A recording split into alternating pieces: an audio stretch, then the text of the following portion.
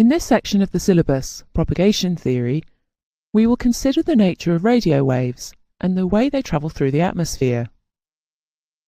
This is essential in order to understand why different radio frequencies are selected for particular applications, such as long-distance communications or high-definition ground radar. We also consider how radio waves are transmitted and received, and how information is added to basic radio waves. Let's start by putting radio waves into the context of other waves. Here we see that radio waves form a small part of a wide spectrum of waves, known as electromagnetic radiation, some of which are visible as light. The various types of wave differ in wavelength, frequency, and energy. Long waves, generated by an electric output through a radio antenna, have a low frequency, whereas ultraviolet radiation waves from the sun have a very high frequency. The frequency of the wave is proportional to the magnitude of the particle's energy. So, very short waves, such as X-ray waves, have a very high frequency and contain an enormous amount of energy. It is this energy that enables them to penetrate and even harm human tissue. Whereas the long wave, with a low frequency, requires comparatively little energy for its transmission and is harmless. Waves within the spectrum have similar characteristics, such as the speed at which they travel, namely 162,000 nautical miles or 300 million meters per second. This is known as the speed of light, but in fact, this is the speed of all forms of electromagnetic radiation. Electromagnetic radiation does not require a material medium and can travel through a vacuum. That is why this form of energy can travel to Earth from the Sun and from outer space. How then are electromagnetic waves created? Where electric charges move, they give rise to a magnetic field, perpendicular to the flow of the current. In the case of direct current, the electrons move continuously in the same direction, and the magnetic field also moves in that direction. However, if the motion of the current is changing, as with alternating current, then the magnetic field oscillates, and in turn it produces an electric field, perpendicular to the magnetic field. This electric field also oscillates.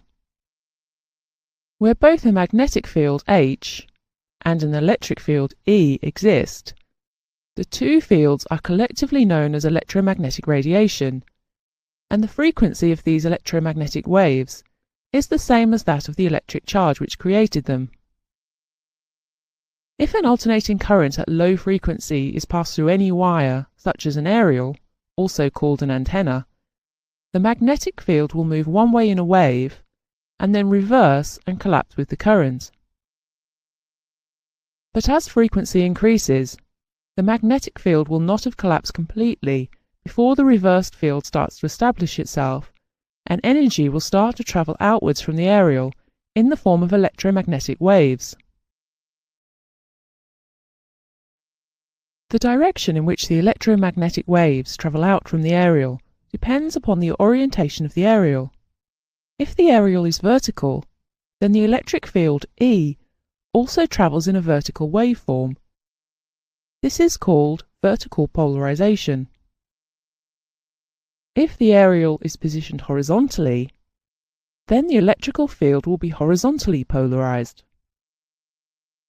To receive maximum signal strength from an incoming radio wave, it is essential that the receiving aerial is in the same plane as the polarization of the wave. So a vertically polarized radio wave would require a vertical aerial.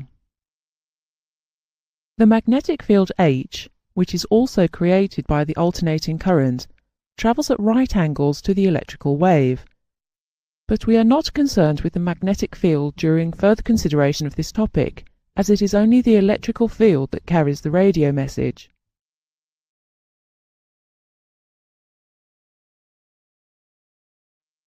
Circular polarization is produced by winding a wire in a helix shape around an insulator. This is called a helical antenna. The helical antenna has the advantage of transmitting in both vertical and horizontal planes, and in all planes in between.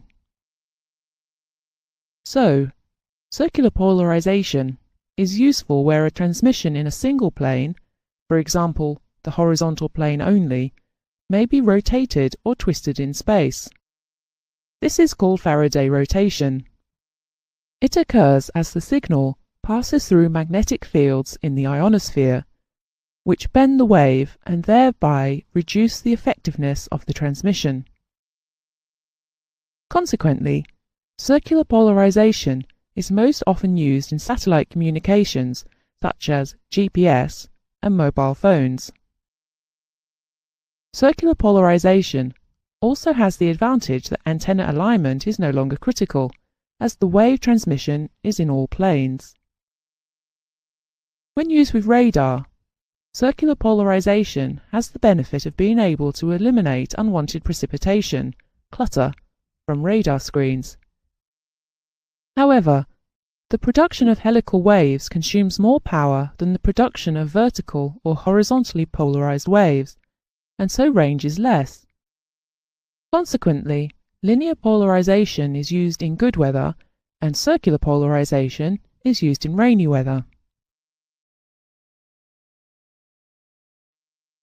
This concludes our lesson on electromagnetic waves, from which we have learned how radio waves form a small part of the wide electromagnetic spectrum, and how radio waves are generated by the use of alternating current through an aerial. We have also examined how radio waves emanate from an aerial in a vertical, horizontal, or circular polarization.